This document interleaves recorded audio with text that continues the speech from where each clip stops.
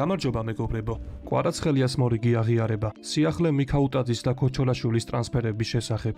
ვიდეოს დაწყებამდე ერთი პატარა თხოვნა მაქვს. დამითმე სულ ორი წამიდავთ სადოთ რომ ეს ვიდეო 2000 მოწონებამდე ავიყვანოთ. ასევე გამოიწერი არხი რათა 100.000 გამომწერზე ავიდეთ. მადლობა ვინც ეს ჩემი ორი პატარა თხოვნა გაითვალისწინა და მოდი დავიწყოთ. ლანსთან მარცხის შემდეგ ფრანგულ მედიაში გავრცელებული ინფორმაციის მიხედვით ლუის ენრიკე ქართველის თამაშით კმაყოფილი არ იყო. ერთადერთი საინტერესო დეტალი ისაა რომ PSG-მ შეტევაში ახალი ფეხბურთელები დაიმატა და ფრანგული პრესა მიიჩნევს რომ კონკურენცია კიდევ უფრო გაიზრდება. ეს კი რა თქმა უნდა PSG-ს დონის გუნდში სრულიად ბუნებრივი პროცესია. ცოტა ხნის წინ კი ხვიჩას თამაშზე კიდევ ერთი საინტერესო შეფასება პიერ მენესმა გააკეთა. ფრანგმა ჟურნალისტმა ხვიჩა ნეიმარსაც შეადარა და საკმაოდ ხმამაღალი ფრაზა თქვა. მისი შეფასებით მიღწევების თვალსაზრისით კვარაცხელიამ PSG-სთვის უკვე იმაზე მეტი გააკეთა ვიდრე ნეიმარმა. ასევე მან კიდევ ერთ საინტერესო დეტალს გაუსვა ხაზი. მისი აზრით ხვიჩას თამაში უკვე შეინიშნება განსხვავება ლიგა 1-ის შედარებით ნაკლებად მნიშვნელოვან შეხვედრებსა და დიდ ევროპულ მატჩებს შორის. მენესის შეფასებით კვარა ზოგჯერ პატარა მატჩებში ძალებს ზოგავს, ხოლო ჩემპიონთა ლიგაზე და ყველაზე მნიშვნელოვან შეხვედრებში სრულიად სხვა ინტენსივობით თამაშობს. ეს მოსაზრება შეიძლება სადავო იყოს, მაგრამ ერთი რამ ფაქტია. ბოლო პერიოდში ხვიჩას საუკეთესო მატჩების დიდი ნაწილი სწორედ ყველაზე დიდ სცენაზე გვინახავს. სწორედ ამიტომ ევროპაში ხვიჩაზე საუბარი კვლავ არ წყდება. მაგალითად ESPN-მა გასული სეზონის 100 საუკეთესო ფეხბურთელი პოზიციის მიხედვით დაასახელა და გარემარბებს შორის კვარაცხელია მსოფლიოს მესამე საუკეთესო ფეხბურთელად შეაფასა. ხვიჩაზე წინ მხოლოდ ლამინ იამალი და მაიკლ ოლისე დააყენეს. ანუ ESPN-ის შეფასებით კვარამ ისეთ ფეხბურთელებს გაუსწრო როგორების ვინისიუს ჟუნიორი, ბუკაიო საკა, რაფინია, დეზირე დუე და სხვები არიან. ESPN-ი ხვიჩას აღწერისა საკმაოდ საინტერესო ფრაზასაც იყენებს. ეს არის ფეხბურთელი, რომლის ანახავადაც ბილეთს ყიდულობ და სტადიონზე მიდიხარ. გამოცემა განსაკუთრებით მის დრიბლინგს, ტექნიკას, სისწრაფესა და გოლის შექმნის უნარს გამოყოფს. ასევე მათ კიდევ ერთი ძალიან ძლიერი სტატისტიკას გაიხსენეს.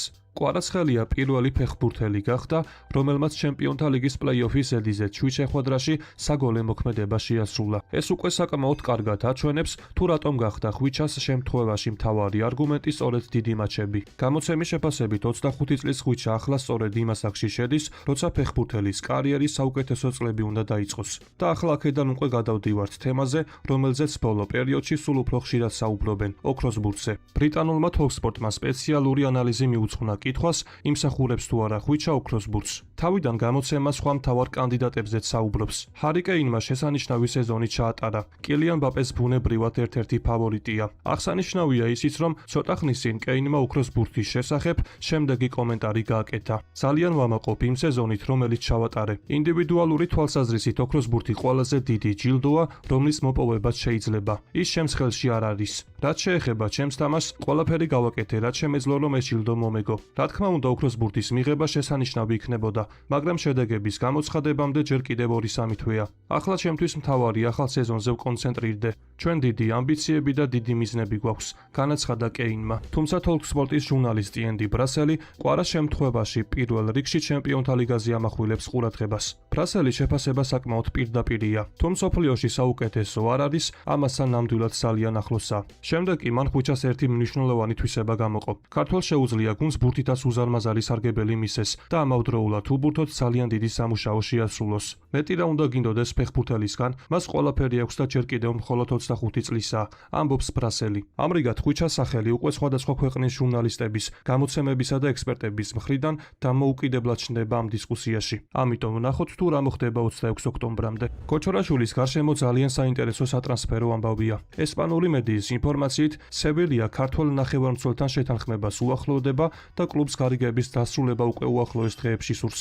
ესტადიო დეპორტივო წერს, რომ ქოჩოლაშვილსა და სევილიას შორის პირადი კონტრაქტის ძირითადი პირობები პრაქტიკულად შეთანხმებულია. ახლა კი მთავარი საკითხი სპორტინგთან საბოლოო ფორმულაზე შეთანხმება. პორტუგალიური კლუბი დაახლოებით 5,5 მილიონ ევროს ითხოვს.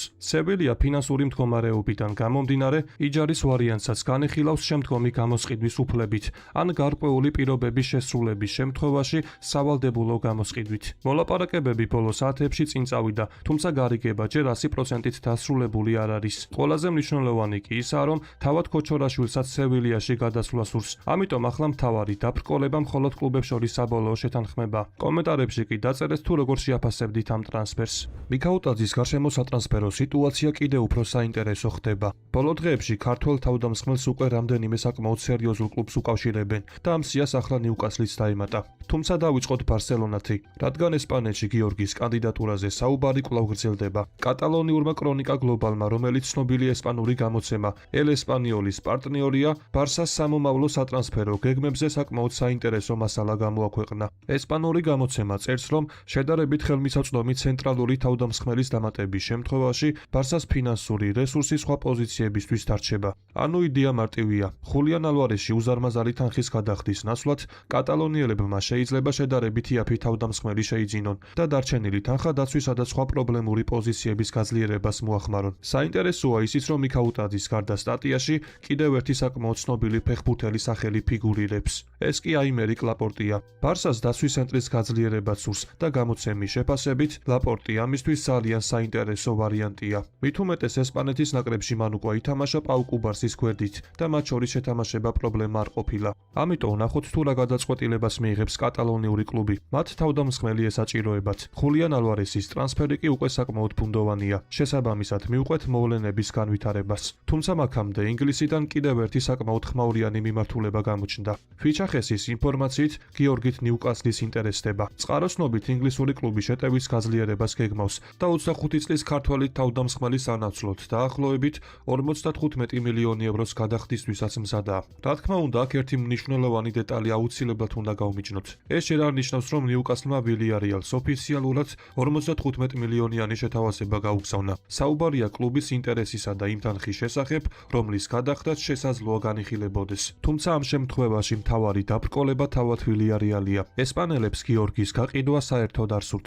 უფრო მეტიც, სხვადასხვა ცნობით თუ რომელიმე კლუბი მიქაუტაძის წაყვანას რეალურად გადაწყვეტს, ვილიარეალმა შესაძლოა 80 მილიონზე მეტის კი მოითხოვოს. ამიტომ რეალობა ასეთია. კლუბებს გიორგის მიმართ ინტერესი აქვთ, თუმცა არც ერთ მათგანს ჯერჯერობით პირველი ნაბიჯი არ გადაუდგამს. შესაბამისად, რაც უფრო დრო გადის, გიორგის კლუბიდან წასვლა მით უფრო ნაკლებად მოსალოდნელია. მით უმეტეს, რომ მისი გაშვება აღარც ვილიარეალს სურს, რადგან მისი წასვლის შემთხვევაში მათ ფიზიკურად დრო აღარ ექნებათ, რომ შესაბამისი შემცვლელი მოიყვანონ. კომენტარებში კი დაწერეთ, რას ფიქრობთ, რა იქნება მიქაუტაძის კარიერისთვის უმჯობესი, დარჩენა ვილიარეალში თუ ახალ კლუბში გადასვლა. ბარსაში გადასვლის შემდეგ როდრიმ პირველი კომენტარის გააკეთა. ესპანელმა ნახევარმცველმა აღნიშნა, რომ კატალონიური კლუბი მისთვის ყოველთვის განსაკუთრებული იყო და კარიერის ახალი ეტაპის დაწყებით ძალიან ბედნიერია. ბარსელონა ჩემთვის გლობალური სტანდარტია. ფეხბურთის გამო გავიზარდე და ლურჯ-ბრო წეულისფერი მაისური ჩემთვის ყოველთვის განსაკუთრებული იყო. ახლა კი ბედნიერი ვარ, რომ ამ კლუბის ნაწილი გავხდი, განაცხადა როდრიმ. გავრცელებული ინფორმაციით,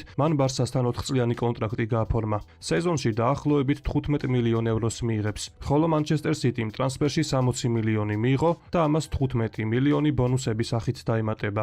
როდრი ახალ გუნდში 16 ნომრიანი მაისურით ითამაშებს. 2024 წლის ოქროს ბურთის გამარჯვებულმა კი სიტიში 2019 წლიდან 298 მატჩი ჩაატარა. ახლა კი ბარსასთან ერთად კარიერის ახალ ეტაპს იწყებს. ბარსას კომაგებმა კი კომენტარებში დაწერეთ თუ როგორ მოგეწონათ ეს ტრანსფერი. დღევანდელ ვიდეოს კი ამით დავასრულებ. მოტივაციისთვის კი თხოვნა, რომ ავიდეთ მინიმუმ 2000 მოწონებაზე. ასევე გამოიწერე არხი, რათა იყო მუდმივად საქმის კურსში. ყველას გისურვებთ ჯანმრთელობას და ბედნიერებას. მე კი მომავალი ვიდეოთი ძალიან მალე დაგიბრუნდებით.